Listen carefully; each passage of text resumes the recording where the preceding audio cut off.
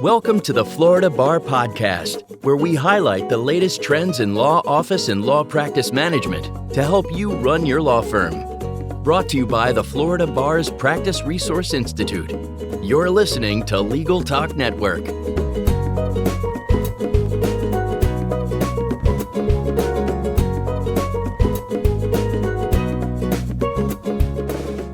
Hello, and welcome to the Florida Bar Podcast, brought to you by the Practice Resource Institute on Legal Talk Network. This is Christine Bilbrey, recording from the 2017 Annual Florida Bar Convention in Boca Raton, Florida. Thank you for joining us. We have a special segment right now, and I'm hoping it's something that's going to become an annual tradition at convention.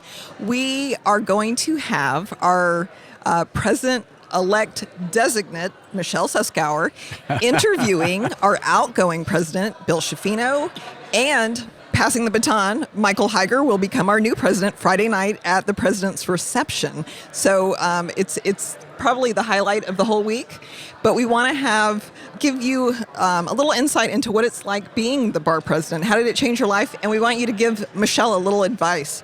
And Bill, you can share some things with Michael. I think that you've already been indoctrinated into the whole world here at the Florida Bar. So I'm going to have Michelle take it over. Well, thank you very much. This is really a treat. I don't know if the guys think this is a treat. Do you guys think this is a treat? Not so much. I'm very nervous. You should be very, very nervous. But no, actually, it's my pleasure to talk to both of you because you know how much I care about both of you. I'm crazy about both of you. But you've had some incredible experiences, both as president and as president-elect, also serving on the Board of Governors for as long as you have, Michael being chair of the business law section, Bill being president of the Hillsborough County Bar, and being involved for so many years with bar work. So, Bill, this is the last couple of days of you being president. Tell me, how are you feeling right now? Okay, you just wanted to make me start crying, right? You're just right off the bat. This is not video. This is radio. No, this is radio, so they won't know. No. I will tell you, for the first time yesterday, I sat back and was a bit melancholy about this coming to an end. It's been not just this year, but bar service is something I've done since 1986. Right. And so when I sit back and think about, I think about what next. Because I really can't imagine my career without serving the profession. That's right. So I'm grappling with that, I guess, is the best way to say that. But you're not completely detaching, because in the last couple of months, you actually were appointed as one of the commissioners on the Constitutional Revision Commission. Yeah, in fact, that was great. So it seems like you're going to be actually very involved and very, very busy and in contact with us constantly. Yeah, and Michelle, I'm looking forward to that. As you know, we've talked about the CRC for a number of years, and that whole process, it started in my year, and it will go into Michael's year. And in fact, it lands on your lap, as we know. That's right. The first 6 months of your tenure. So, listen, it was a wonderful opportunity when I heard from Senate President Joe Negron tapping me for that position. So I'm very excited about it. It does. You're absolutely right. It gives me a way to keep in touch, and I'm excited about that. Because unlike a lot of other boards that may have a position for immediate past president, that's not the Florida Bar. No. When you're immediate past president, you're gone. You're off the cliff. The door closes and you're gone. Yeah. Michael's promised he'll call me at least once a week for at least the first month or two. Oh. Although some of our immediate past presidents are not quite gone. We may want them to be gone. No, that is absolutely not true. We love them. We love all of our immediate Michelle past presidents. Suskauer. That's Suskauer. Thank you, Michael. Tell me what it was like, the relationship that the two of you had with Michael being your president-elect. How was that? Because you had a very challenging year, and have accomplished so much. Well, thanks, tell me Michelle. about what you've done together and how you worked as a team. Well, let me tell you, Michael and I had been friends for a number of years. And certainly as this year started, and even before it started, you look back, Michael, it really started the last 3-4 months of last year. We talk all the time, talk about the issues we're facing. He's like a brother to me, and a confidant, a consigliere. And we've had, as you pointed out, we've had many issues. And it's not a one-man show. You'll see it's not a one-lady show when you're at the helm. And you need quality people around you. And I relied on Michael as an advisor, a friend, and certainly, we tackled a lot of issues together. Plus, he's my workout buddy, which is by the way, which is good. By the way, I mean, I'm sorry that we don't have video right now, but the effect that you've had on Michael Higer and his physique is significant. That's what Bobby tells me. That's what Just Bobby. saying, and I think she thanks you on a regular basis. Thankfully, Michael looks I wish fantastic. you could see he's blushing. Thankfully, isn't he? married 35 years very happily. And which is a wonderful thing. Yes. Unbelievable. And Bobby is actually going to be introducing you on Friday morning, which is really a special thing, isn't it? It really is. It's extremely meaningful to me to have the person that cares about me the most, that I care the most about, who knows me the best, who's going to be introducing me. A couple years back when Bobby became the chair of the Leadership Council for the Jewish Federation, which was a national position, a very, very prestigious position, I flew out to Arizona, which is where they had their conference, surprised her, introduced her, and I know how much that meant to her. And so it's nice now to be able to come full circle. It was really a beautiful moment then, and I know it'll be a beautiful moment Friday. No matter how my speech goes, I know that Bobby's introduction will be great. And your daughter Sammy's coming in from Boston, if she isn't here already. I am so excited about that. Right, so. and Adam is local, and he's going to be here. So it's the whole family is going to be here. Your mom. It's going to be very special, isn't it? It will be just like a 60s episode of Family Affair. We'll all be here. And one big group hug. Yep, well, my mom, my sister, my brother. That's wonderful. Lots of other extended family. So it's your a really... firm and Berger Singerman. I know they're very proud. A number of law firms that I've worked for over the years will be well represented. Oh, it's so exciting. But tell me what you thought in watching Bill during his year and what he tackled. What do you think throughout the year was one of his best accomplishments? I want to hear your opinion, then I'm going to ask Bill what he thinks.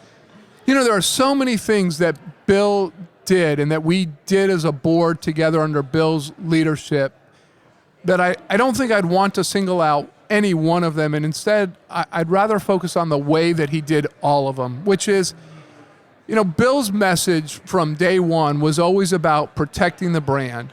And by that, he meant the bar as an institution is bigger than any one of us. It's bigger than the president. It's bigger than the 104,000 members. And to always stand up for the bar. And whenever we were in a question or a moment of crisis, a moment of, what do we do? And Bill's fallback, the rock, that he anchored himself to and anchored all of us to at all times was, is this the best thing for the brand? Is this the best thing for the bar? Is this the best thing for all of us? Is this the best thing for the citizens of the state of Florida? And he never lost sight of that. A good example was as we went down the path of selecting a new executive director, which was really, something no board has had to do for 37, 38 years. And that was a difficult challenge. But Bill took it as an opportunity to strike for who was going to be the new leader of our bar. Because as much as Bill and Mike and Michelle and whoever follows Michelle thinks that we're the leader of the bar, we're not the leader of the bar. We are the face of the bar for 1 year. That executive director is the leader of our bar. And Jack has been that quiet, effective leader, so much so that sometimes people almost forget that he's the leader of our bar because he does it so incredibly effectively.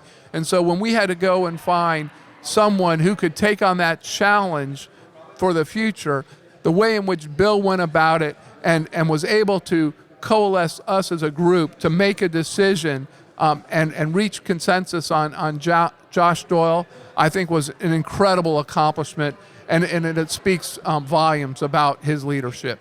Obviously, I've, as a member of the Board of Governors and watching you and the way the board loves you and the way the board admires you and the way that you treat everyone and how you're so incredibly inclusive is, I think, a lasting legacy. And we needed that. Thank you. And now he's getting emotional. And we needed you. When you came in, we needed you. And it was, I thought your year was significant and incredibly special. Much, what do you think is your lasting legacy as president of the Florida Bar? As Michael touched on it, I hope what we put in place was a camaraderie on the board and a recognition that while we may have differing opinions and thoughts on particular issues, that we listen to one another. We approach this as a board, as a group. I'm very proud of what we accomplished this year. It's not Michael and I talked about it a lot at the beginning of the year. It's not me. It's not my year. It's not I. The pronoun is we. It really is, and what we have accomplished together. So I think that we collectively worked very hard on that. I'm also very proud of the work we've done as a board on the preparation for the Constitution Revision Commission. Absolutely. And the preparation we have. We've got a wonderful group in place. Both of you are you've been involved in that since day one. I'm very... And we have a program which we're promoting and we're releasing here at annual convention, which is very, very exciting. Yeah, so it's all very exciting. We have a great relationship with our other branches, the executive and the legislative, great relationship with our courts. So I'm proud of all of that. Well, we're very proud of you. Well, thank you. But I want to hear, Michael, what is in store? And I know that there are things that come up that you can't predict. Oh, yeah. And I've heard that from every president I've spoken to. Just be ready, because you can never be ready. But what are some of the issues and things that you are prepared, to do at the beginning? And I know that during this past year, you were the chair of a very, very important commission. So can you talk about that? Sure. So, Michelle, as you know, there are many things on our agenda, and we follow a strategic plan. It started long before Bill, and it'll continue long after you, and so we always have a number of initiatives that we proceed with, and it'll be no different this year. For example, member benefits, technological issues, diversity and inclusion, and so on. But you mentioned the gender bias report, or you made reference to it. And so in any given year, there are certainly priorities, and we'll have priorities. And one of those priorities this year will be the gender bias report, and in particular, the implementation of the gender bias recommendations. We made 12 recommendations in that report. I could go on at length. In fact, people accuse me sometimes of getting in the weeds. No, not you, Michael. including my president of the right. He'll say that I not only get in the weeds, I look at the dewdrops on each blade of grass. But that commission did an incredible job in terms of its thoughtfulness in coming up with the recommendations. And I'm going to turn the implementation of those recommendations over in large part to you, at least to oversee the Diversity and Inclusion Committee, which is going to be tasked with implementing all 12 of those recommendations. Right. And one of the things from me is that when I set a deadline, I mean there's a deadline. And so this year, by June of this time next year, we are going to have all those recommendations implemented, and I know that you're going to help me to make sure that happens. I absolutely will, and I'm thrilled that you trust me to turn the reins over from that very, very important commission. And there are some incredible recommendations, and it's going to be challenging, but it's doable and it will be done. And there are a number of other initiatives that we'll be working on, one of which is health and wellness. So we will be focusing on our lawyers as a whole person. We'll be focusing on not just the mental health and stress of the lawyer, because that is certainly something that we need to focus on.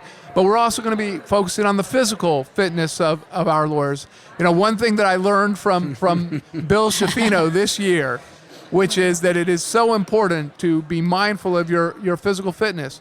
As I was growing up, and even through college and law school, and even after that, I was always active athletically, played basketball every day and so on. But as the practice kind of took over, it gets harder and harder to find time. Sure. But Bill helped me to make sure that was a priority in my life. And if I could find a way to make sure that every day I got a workout in, and what that meant to me in terms of reducing anxieties and stresses, I know that that's an important issue for our lawyers as well. And so we'll make that a priority. Great. I'll say this too, and this one's a little bit more difficult for me, which is we lost a real close friend a week or so ago in Irv Gonzalez. Irv was at the top of his profession, well loved by everybody, And we know that he suffered, and there's probably nothing that we, the bar, or anybody could have done. But I think that there's things that we as a bar can do to help our lawyers in terms of stress intervention. And we're going to be working on that this year as well. I intend to make sure that we have a program that's in place by the time I turn the reins over to you. Well, I'm so happy to hear that, because when I was running around campaigning, people talked about how they were so stressed and how technology is really one of the driving forces of that, because people don't ever disconnect. So I'm very, very excited that we're going to be focusing in on that.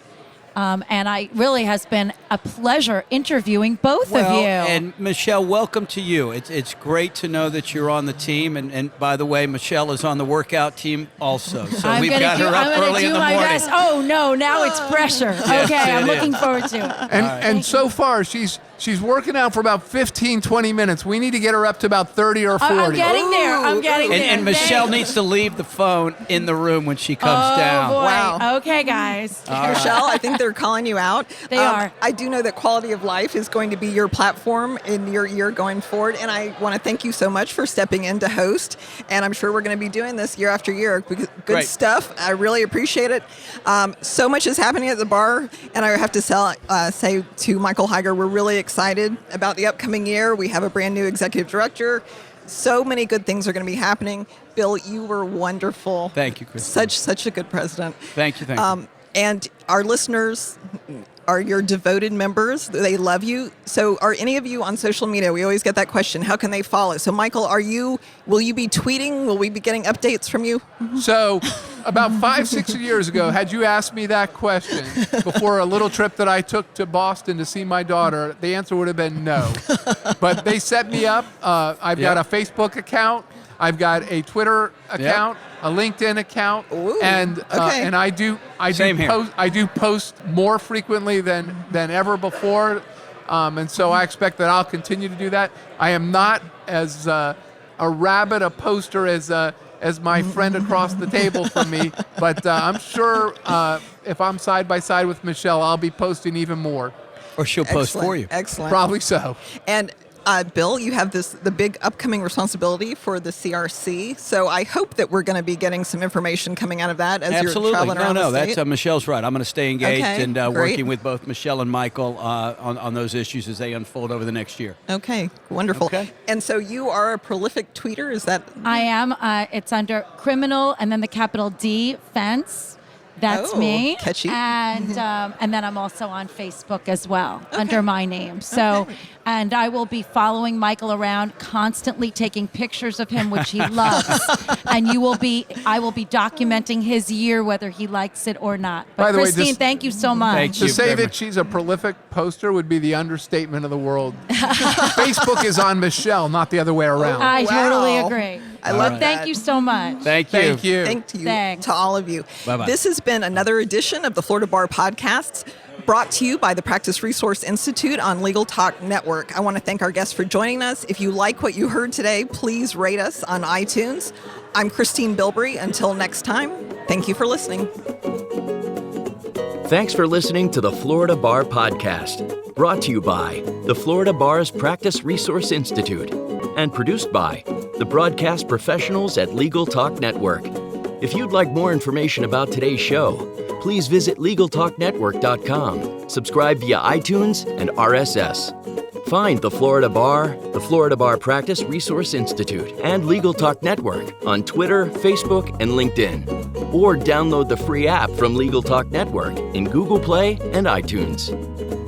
The views expressed by the participants of this program are their own and do not represent the views of, nor are they endorsed by, Legal Talk Network, its officers, directors, employees, agents, representatives, shareholders, and subsidiaries. None of the content should be considered legal advice. As always, consult a lawyer.